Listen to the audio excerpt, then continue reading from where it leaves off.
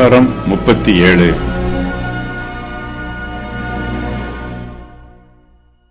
யாக்கோபின் சந்ததியை பற்றி இந்த அதிகாரத்தில் சொல்லப்பட்டிருக்கிறது.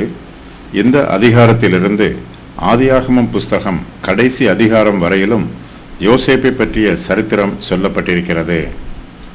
யோசேப்பின் சரித்திரத்தை 2 பிரிவாக பிரிக்கலாம். முதலாவது பிரிவில் யோசேப்பு தாழ்ந்திருப்பது பற்றியும், இரண்டாவது பிரிவில் அவர் உயர்த்தப்படுவது பற்றியும் சொல்லப்பட்டிருக்கிறது. யோசேப்பு நம்முடைய கர்த்தராகிய இயேசு கிறிஸ்துவுக்கு அடையாளமாய் இருக்கிறார். கிறிஸ்துவானவர் முதலாவதாக தம்மை தாழ்த்தினார். அதன் பின்பு அவர் உயர்த்தப்பட்டார். யோசேப்பின் சரித்திரம் விசுவாசிகளாகிய நமக்கு ஒரு எடுத்துக்காட்டாக சொல்லப்பட்டிருக்கிறது. நாம் பல உபத்திரவங்களின் வழியாக கடந்து வந்து தேவனுடைய ராஜ்யத்திற்குள் பிரவேசிக்க வேண்டும். யோசேப்பின் சகோதரர் அவருக்கு விரோதமாக எழும்புகிறார்கள். யோசேப்பு தன் சகோதரருடைய துன்மார்க்கத்தை யாக்கோபுக்கு சொல்லுகிறார். யாக்கோபு தன் குமாரர் எல்லோரையும் விட யோசேப்பை அதிகமாய் நேசிக்கிறார்.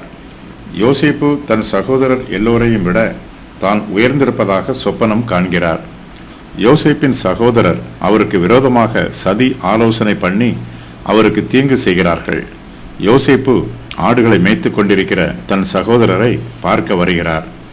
யோசேப்பின் சகோதரர் அவரை கொலை செய்யும்படி சதி ஆலோசனை பண்ணுகிறார்கள். ஆனால் அவர்கள் அவரை கொலை செய்யாமல் வனாந்திரத்திலே உள்ள ஒரு குழியிலே போட்டு விடுகிறார்கள். அவர்கள் யோசேப்பை எகிப்து தேசத்திற்கு போகிற இஸ்மவேலர் இடத்திலே அடிமையாக விற்று போடுகிறார்கள். யோசேப்பை ஒரு துஷ்ட மிருகம் பட்சித்து போட்டது என்று யாக்கோபு சொல்லுகிறார். யாக்கோபு யோசேப்புக்காக அழுது கொண்டிருக்கிறார். மீதியானியர் யோசேப்பை போத்திபார் என்பவனிடத்தில் விற்று போடுகிறார்கள்.